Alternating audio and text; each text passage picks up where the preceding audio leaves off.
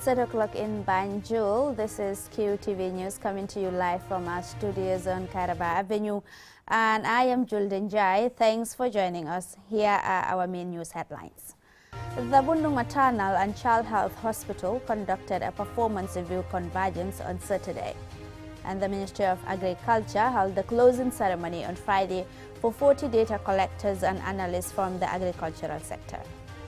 The Foundation for Epilepsy and Stigma Support Gambia, FESGAM, and the Edward Francis Small Teaching Hospital held the first ever National Epilepsy Symposium on Thursday.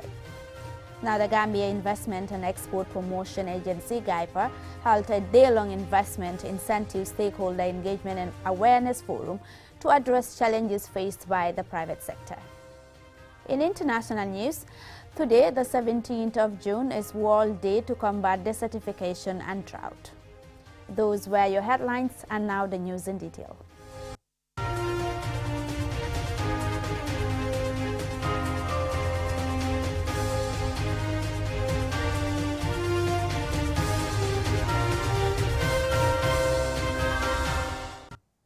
If you're just tuning in, this is QTV News coming to you live from our studios on Karaba Avenue, and I am Julde Jai. Now, the Bundung Maternal and Child Health Hospital conducted a performance review Convergence on Saturday, where the hospital's activities and service delivery statistics for the year ending 2022 were presented. Let's have more details of that in this report. The Bundung Maternal and Child Health Hospital, BMSCHH, was previously known as the Jame Foundation for Peace Hospital and began as a health post and trekking station offering minimal, date and time-bound services before transitioning to a reference center, specializing in reproductive and child health issues. The performance appraisal is an opportunity to celebrate successes registered, evaluate goals and identify weaknesses and challenges to improve service delivery. Mamadi Cham, the hospital's chief executive officer, highlights the importance of collecting data. We value our patients and our clientele, and that is why that ushered us to get these things going. Without checking what you do, you are just going blindly, and we don't want to. We see a lot of patients in Bundung. Most of the time, people, mainly Dr. Bite, will equate Bundung with our perimeter fence. Our perimeter fence is so small, but our patient load is greater than any health facility in this country. We want to break that way of thinking, so that when allocation of resources are being done, people remember the burden of patients we receive. This will help us in giving the quality of care we yearn for. BMSCHH offers family planning and infant welfare services, immunization, and comprehensive emergency obstetric care services, among others.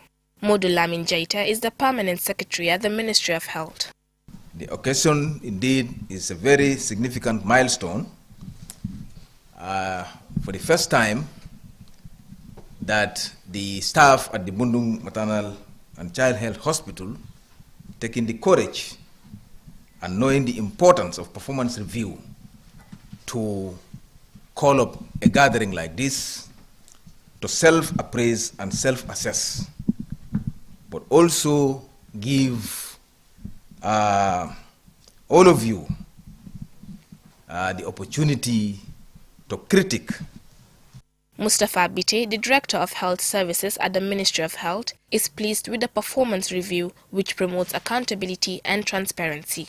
We are happy that there's accountability, and that has to continue. And we are happy that the staff embrace that. So when you want to do accountability and people say, no, we don't want it, then it will be very difficult for it to happen. So we are appreciative of the good work the staff is doing. BMCHH is a public hospital focusing on maternal and child health care and has offered quality healthcare services to millions of patients since it opened. Reporting for QTV News, I am Lena Igwenyiba. The Ministry of Agriculture held the closing ceremony on Friday for 40 data collectors and analysts from the Department of Planning under the Ministry of Agriculture. Loli M. Kamara tells us more of that in this report. The 40 people from the Ministry of Agriculture and some researchers from Senegal and Turkey were trained in data collection, analyzing and reporting for a period of 4 days. The capacity building initiative is supported by the Community for Commercial Cooperation, COMSEC, a project of the Organization for Islamic Cooperation, OIC. Francis Mendy, Director of Planning at Ministry of Agriculture, sees the training as yet another milestone registered in the country's agriculture sector. Mr. Mendy urged the participants to utilize the knowledge gained from the training. There are 2.5 million Gambians, and only a few of you have been opportune to benefit from this training. It's not because you are the best, but it's an opportunity that has been accorded to you.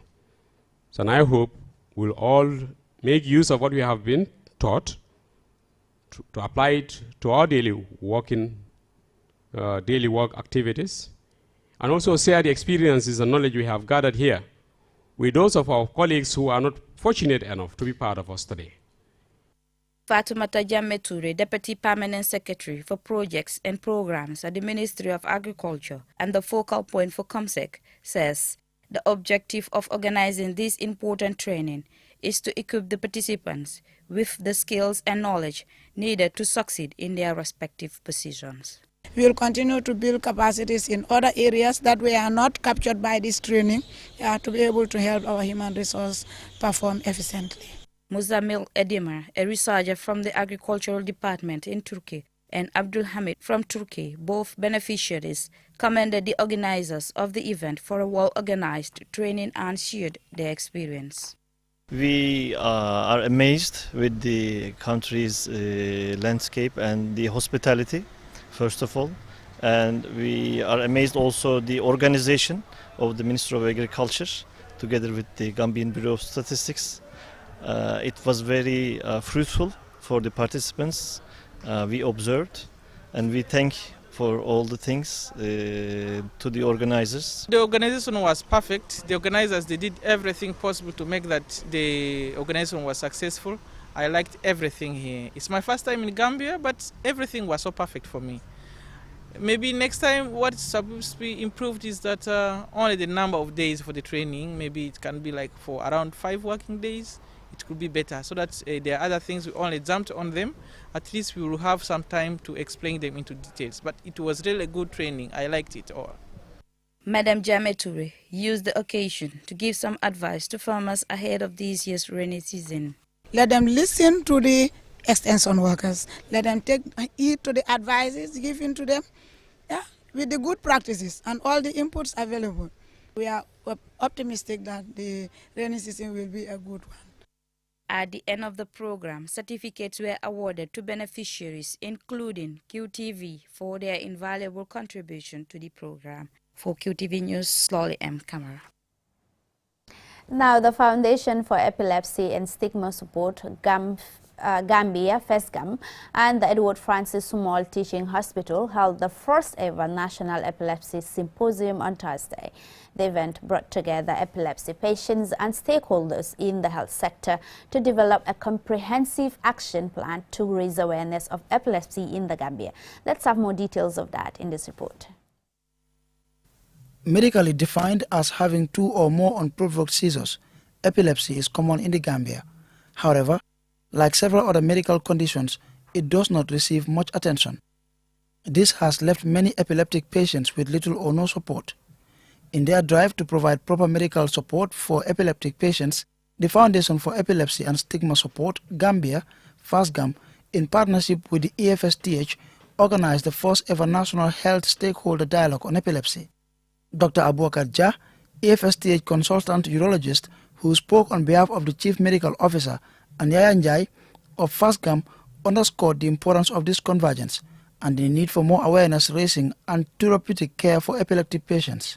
On behalf of Edward Francis Small Teaching Hospital, and I think by extension on behalf of the Ministry of Health, we are very grateful to Dr. Jabang and his team for the first GAM and hearing the very emotional story of the president of First GAM. We're very grateful to the SANC team and the collaboration we're having from MRC. Epilepsy is not contagious. Epilepsy is a non-communicable condition. People with epilepsy can positively live with epilepsy and contribute to national development. All it takes is right diagnosis, early diagnosis, treatment, cost-effective and readily available seizure medications, and social support. Timmy Sandbroom, team leader of the South African Nurses Council's visiting team, and Grace Eketemo of MRC Gambia thanked SANC officials from Sweden and Finland for agreeing to take part in what they consider an important event that will help demystify and shape the conversation around epilepsy in the Gambia. And they call for more collaboration between advocacy organizations in order to create more awareness and garner support for epileptic patients. They also gave assurances of SANC and MRC's continuous support and collaboration. So the stigma of epilepsy is all around us, all over the world still. And I think this kind of work you are doing, Yaya, and this organization is excellent and is one of the most important ways to break down barriers for the social stigma, break down barriers to care, and not only medical treatment, which is underused in most of the world still. People are afraid of medications, people don't want to use the options they have to really become seizure-free, but also to increase the knowledge and try to break down the barriers to neurosurgical care, which can be an effective treatment for epilepsy. That we are always ready to collaborate with all the relevant authorities to give our support and to promote the healthcare services that is due to be rendered to the patients that are suffering from epilepsy. That we will do our possible best, we will always be available anytime our services are needed to the best of our knowledge and our capacity. We are ready to give our full support. There were other speakers, including Sarah Cooks, an epileptic patient who spoke highly of the event and of the need to provide patients with more support. There are many possible causes of epilepsy, including an imbalance of nerve signaling chemicals called neurotransmitters, tumors, strokes, and brain damage from illness or injury, or some combination of these. In many cases, there may be no detectable cause. Organizers hope that this national dialogue on epilepsy will serve as a catalyst to better support and bring attention to epileptic patients and their treatment. Ansumana Isonyasi for QTV News. The report by Ansumana Isonyasi will take us to a commercial break, but when we return, we have some more local as well as international news stories for you. To stay tuned. Inco Home Choice. Home Choice. Bagage bu baax mooy def liggéey bu baax te wóor te soo ko jëndee dina la yóbbu ci diir bu yàgg te du gaaw a yàqu. Inco Home Choice ñoo leen indil bépp xeetu bagage yi jumtuwaay yi ngeen mun a jëfandikoo ci seeni métier yi. waaw ñun Inco fii leen day jëndee suñu bagage yi Inco lañ yombalee bagage yi dañ over baax quality bagage lañ lay jaay moo tax ñun liggéey bu ñoo def electrical plumbing boobu jiwi Inco fii leen lay ñëw brika moom ñu jënd suñu bagage ñu bàyyi ko ba ci stand Serekunda fii waaye fii leen lay ñëwee bagage dina bagage lu waral loolu Inco dañ yombalee bagage number 1 number 2 seen bagage yi dañ over baax dañ over quality bagage yu si mel ni power tools accessories bench tools generator yu baax welding machines ak small construction equipments muy bagage yu baax yi ngeen mën a jëfandikoo bu ngeen ay samp ay kër. Because Inco mo fene di la bagage so quality sa guarantee bi la bagage so bagage nya sa nimi sa tije ni ta famo min na Inco ma so to janga man Gambia janga ma so to folo den nga ñoo ma koy akole la nya wo ñandi be nga wuri nga na Inco nga bagage so sa seet si leen ñu si suñ maakaan yi nekk ci biir réew mi foofa sa Jimpex Kanifing Sukuta Jabang traffic light ak Birkama opposite Joko night club wala ngeen call ñu ci 532 5773 wala 341 7619 wala 739 8863 wala 303 9300 wala nga email ñu incogambia@gmail.com. ak Inco Home Choice jafe-jafe ci wàllu bagage yi ngeen di jëfandikoo ci seen métier yi jeex na. Inco Home Choice. informed choice.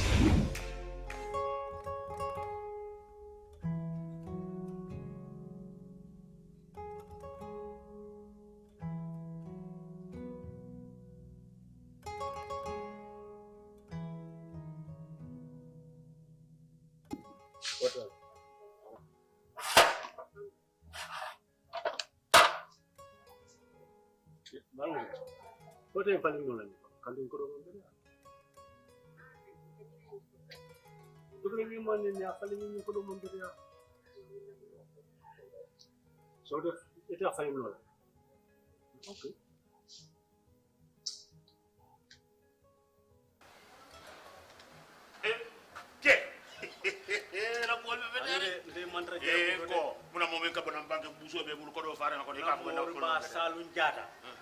ay kodo kenya na nado kodo kamaja je sa ina fini na foyin kudi furi hey ngai kodo bala kana falina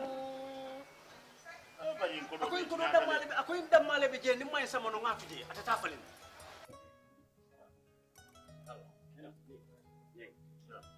Assalamu alaikum. Baru kota nyinyi kodo ta jant yo ni bari kodo mambe nyanta ko di kendo ren dila ni kodo mambe da jibe kodo fam jibe jol jibe be faram faram ni jibe yaje mambe da iba falin nale central bank ye memfo inal tolier yal safe ye memfali al yalo iko clean note policy ko di kendo al kalmol jowala yin ko di furi ngo ko di fundu al kamol sigal ka di mon man betea ibe nyi mudalal e ko di kendo di ni wote memba kunna tole te ala bita central bank andu memba kunna tole e kana van dole ta de bole so janno bebe ta raje ko do mudaya munena tawolantele yalo nko e nyanta ko di kendo di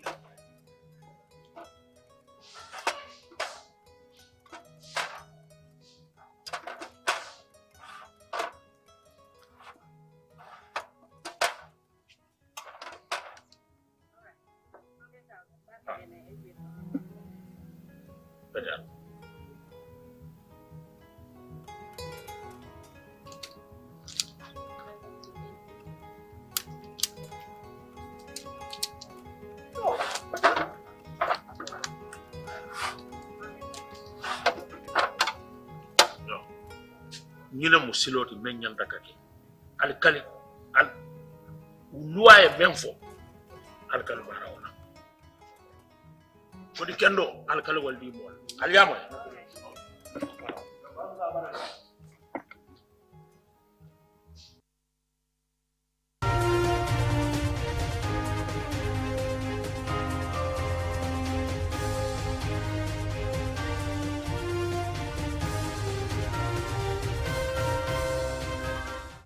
Welcome back. You are reminded that you're still watching QTV News coming to you live from our studios. And now the Gambia Investment and Export Promotion Agency, GAIPA, held a day-long investment incentive stakeholder engagement awareness forum to address challenges faced by the private sector. Lena Igwenyiba tells us more.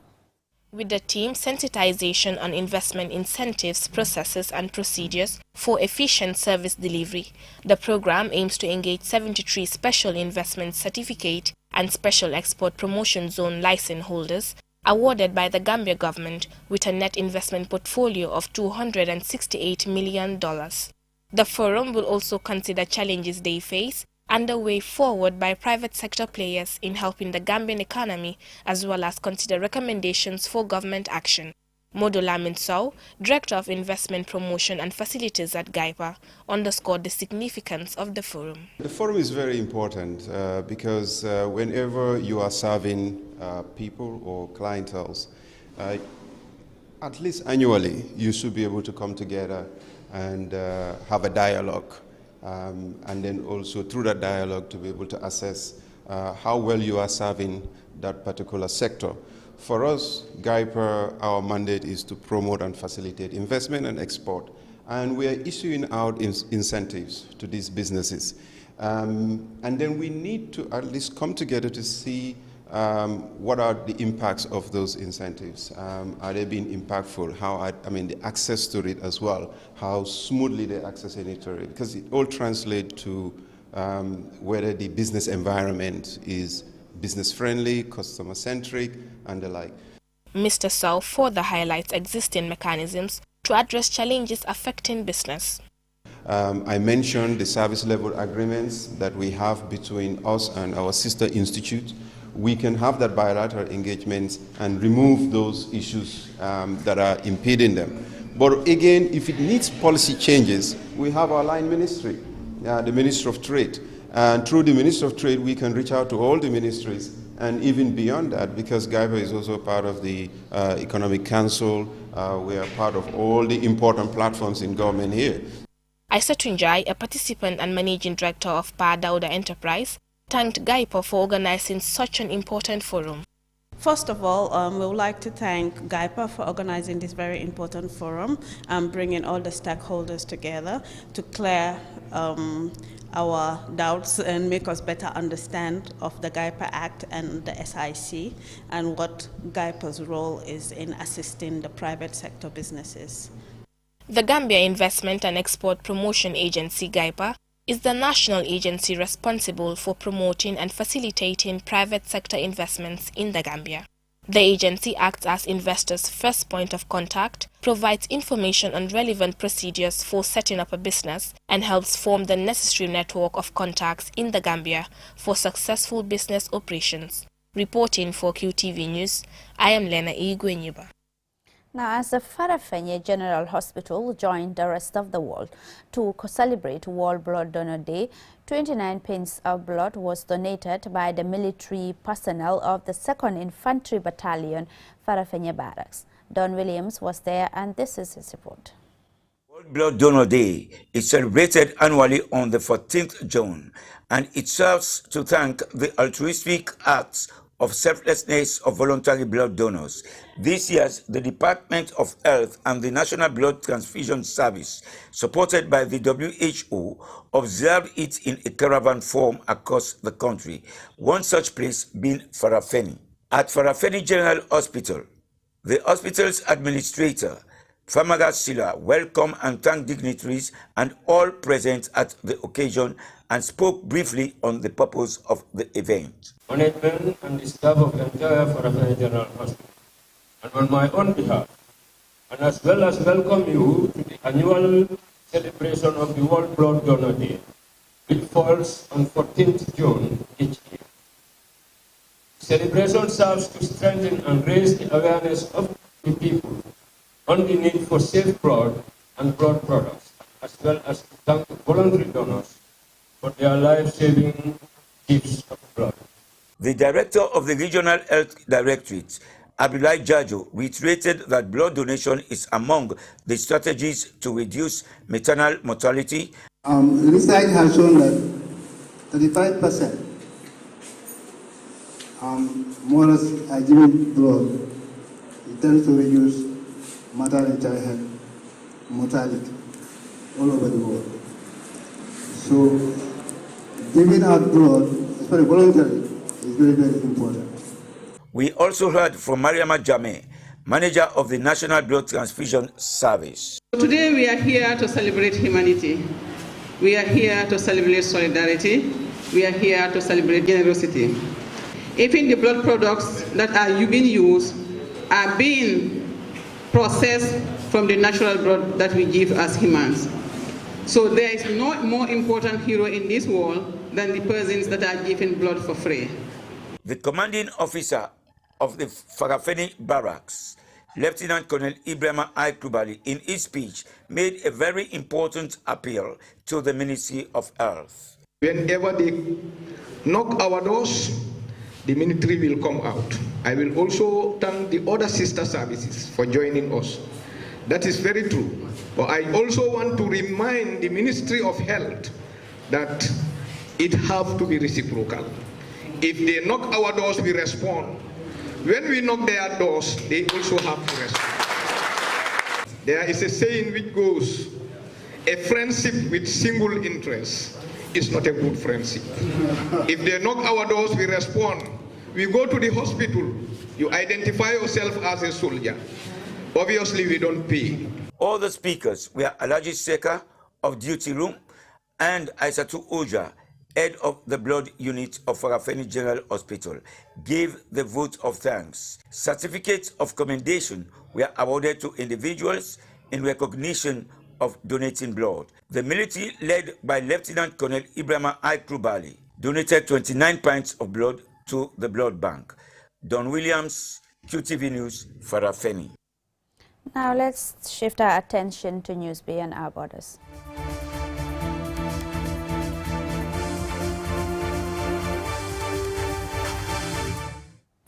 World Day to combat desertification and drought, also known as Desertification and Drought Day, is commemorated annually on the 17th of June. As we hear in this report, this year's theme focuses on women and girls and gender inequality in land use. Let's have more details of that in this report. The day is seen as an opportunity to raise awareness of the presence of desertification and drought, highlighting methods of preventing desertification and recovering from drought. Each year's global celebration has a unique, novel emphasis. In that spirit, this year's theme is Her Land, Her Rights. Here's Antonio Guterres, the UN Secretary General. We depend on land for our survival, yet we treat it like dirt. Unsustainable farming is eroding soil 100 times faster than natural process can restore them. And up to 40% of our planet's land is now degraded, imperiling food production, threatening biodiversity, and compounding the climate crisis. This hits women and girls the hardest. They suffer disproportionately from the lack of food, water scarcity, and forced migration that result from our mistreatment of land. Yet, they have the least control. In many countries, laws and practices block women and girls from owning land. But where they do, they restore and protect it, increasing productivity, building resilience to drought, and investing in health, education, and nutrition. Equal land rights both protect land and advance gender equality. That is why this Desertification and Drought Day puts the focus on her land, her rights. I urge all governments to eliminate legal barriers to women owning land and to involve them in policy making. Support women and girls to play their part in protecting our most precious resource, and together, let's stop land degradation by 2030.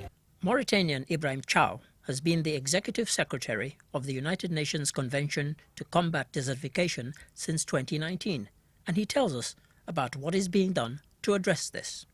Dear friends, of all the gender inequalities we experience in the world, the imbalance in women's access to fertile land remains arguably the most shocking.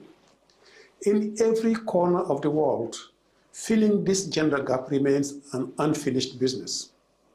So on this year's Desertification and Drought Day, we are mobilizing the international community in support of women's land rights, in support of human rights, in support of more equality and more dignity in the world, and in support of sustainable development. Given this year's theme, we must end with the words from two women speaking about the subject. First, here's Inga Anderson, Executive Director of the UN Environment Programme.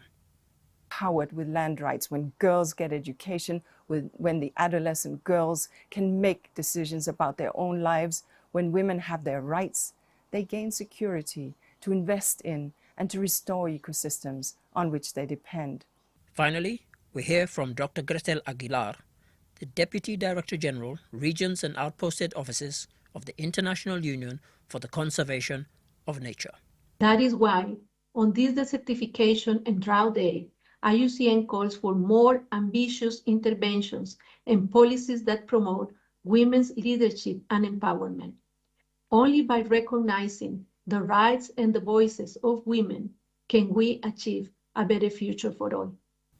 Dr. Aguilar's call for more ambitious interventions is likely to be echoed here in the Gambia, where many of the gender inequalities highlighted here also need to be addressed. For QTV News, I am Ade Darami. I'm afraid that's all we got time for. Do join us on Monday, the same time, for another bulletin. Many thanks indeed for the pleasure of your company. It's a bye from me and the rest of the team. Do have a nice weekend.